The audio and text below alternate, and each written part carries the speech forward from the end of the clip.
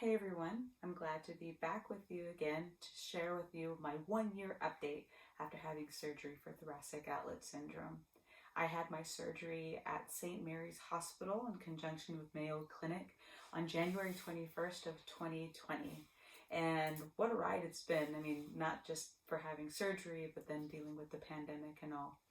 In general, I would say that the surgery process went very well. It was deemed successful. They were able to remove the first rib on my left side in the transaxillary approach with surgery. And I did stay off of work for about 6 to 8 weeks and then transitioned to a work at home situation.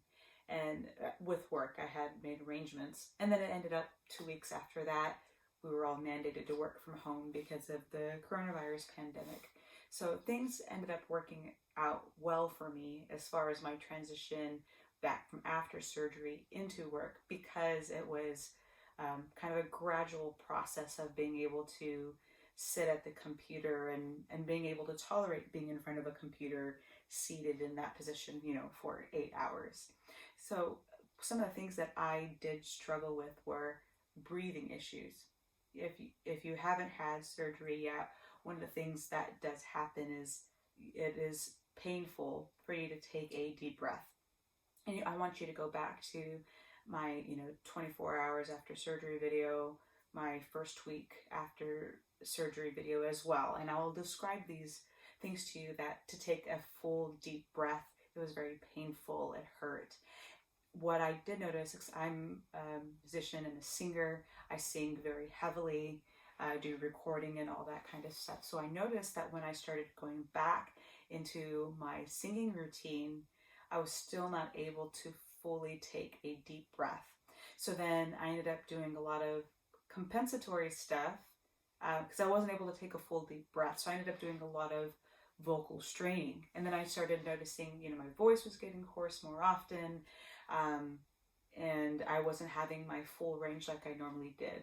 So beyond using like a breathing, like a respiratory trainer to be able to help kind of build that up, I've also started back with some vocal lessons where I'm kind of rebuilding that technique again to be able to help with that issue.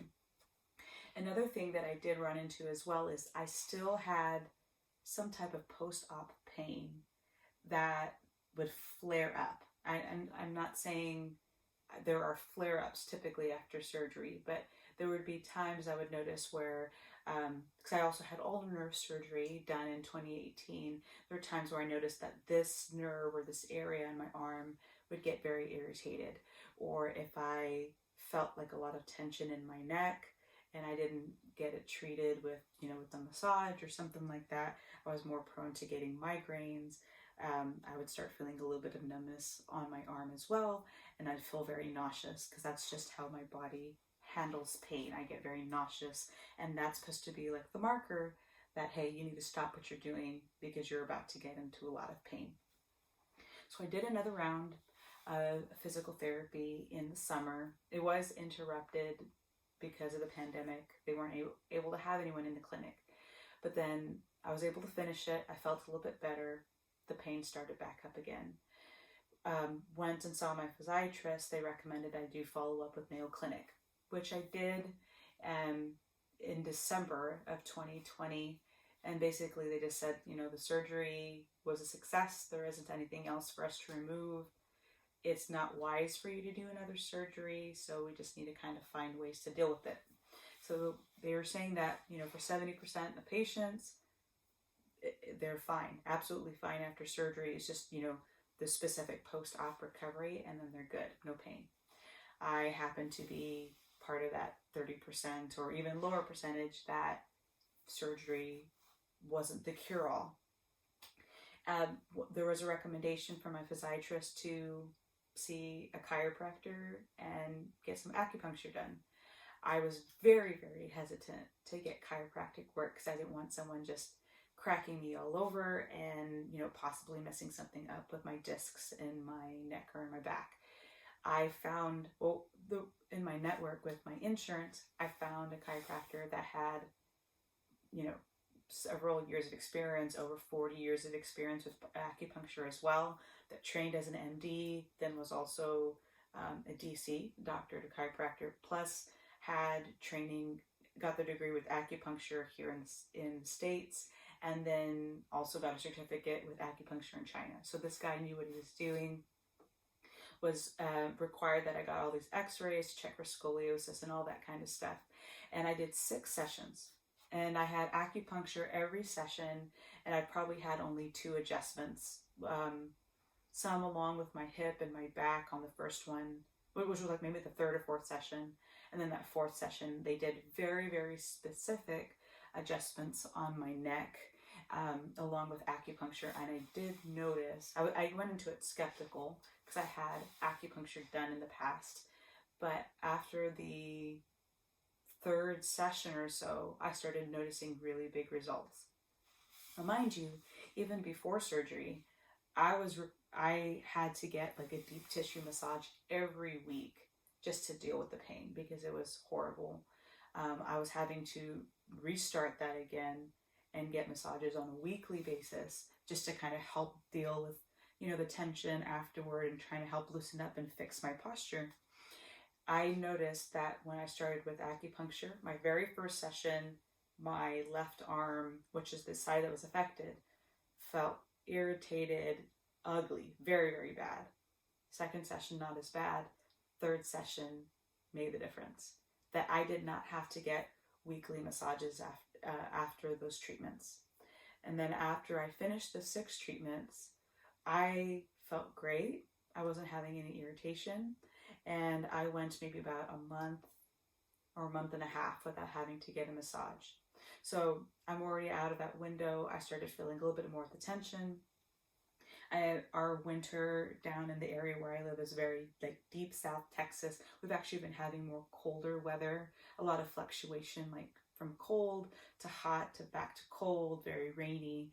And I will notice with changes in barometric pressure, maybe a day or 2 before, I will get very irritated in my arm, where I do have numbness and pain and irritation along that ulnar nerve, and as well as like in my neck, especially in the back area where it gets tender here, it'll get tight, and then I'm more susceptible for migraines.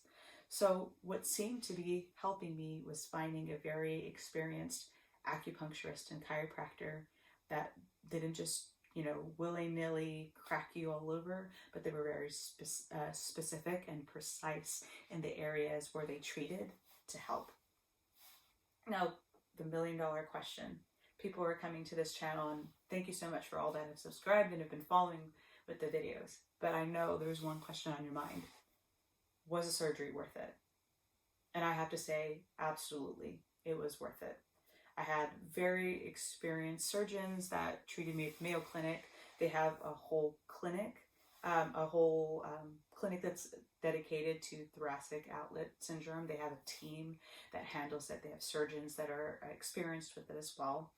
And even though I may have these flare-ups of pain or irritation in my arm, I'm definitely able to do so much more compared to what I was prior to surgery. I can lift heavy items as long as I prep and I'm doing proper ergonomic support and lifting with the knees and all that kind of stuff. I can still do it. I can cook again. I can wash my dishes. I can do laundry. Depending on how many loads, my arm may get a little bit irritated at the end of like 2 or 3 loads if I'm doing them in a row, just because it's a lot of tedious work and it's still irritation. But otherwise, it's helped me tremendously. I could not imagine still being in the pain that I was post-surgery right now. I had my injury around Thanksgiving of 2017. I had this surgery for Thoracic Outlet Syndrome January 21st of 2020. Now we are January 21st of 2021, and I would say it is worth it.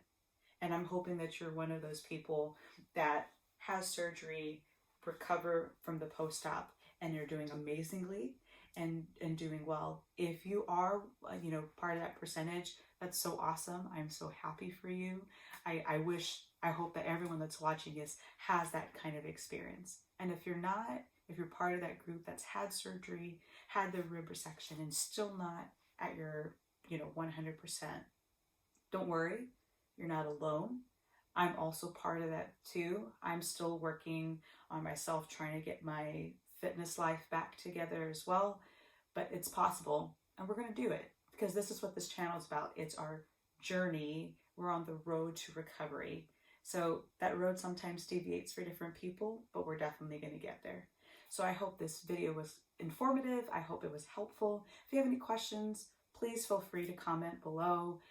Like it, share it with people that you think that may benefit from it as well. Share it with your doctors. Let them know that there is somebody that's vlogging out here about the experience that they can refer their patients to as well. I've been very responsive with the messages as much as I can.